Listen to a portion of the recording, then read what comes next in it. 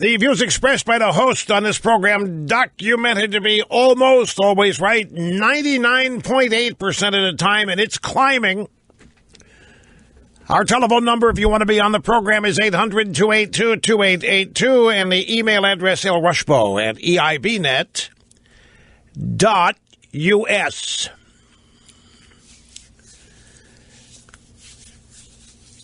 Yeah, I got it. So I checked the email during the break, and all kinds of people are weighing in, trying to answer my question. What is the one thing that could stop the Trump agenda? And let me remind you, if you missed it, I don't think all these protests by themselves can derail the Trump agenda. I don't think all the demonstrations and the rioting and the temper tantrums and all that stuff is demonstrated by the left.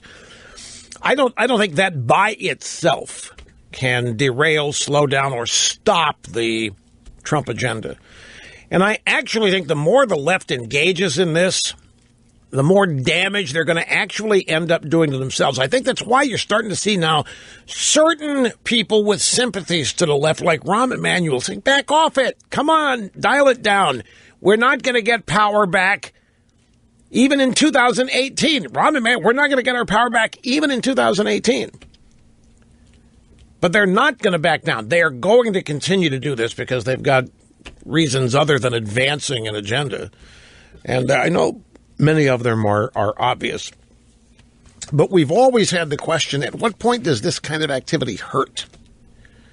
And hurt with whom? I mean, if the Democrats and their mindless leftist protesters engage in this kind of activity and it ends up causing them damage, how so? I mean, with whom? Is it with moderate voters? Because I saw something yesterday, and I mentioned it to you, that moderate voters don't like all this. And it's the first time I've ever heard that said about angry leftists. My entire career, I've heard the experts say that the Republicans need to stop criticizing Democrats, stop criticizing Obama, stop criticizing Hillary, because the moderates don't like that. The moderates, it makes them really nervous. They just run right back home to the Democrat Party.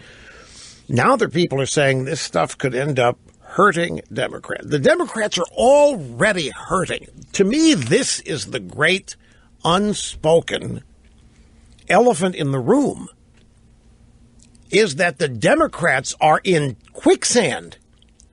It just doesn't look like it because of media coverage, obviously, but they are losing seats. They are losing power, electoral power.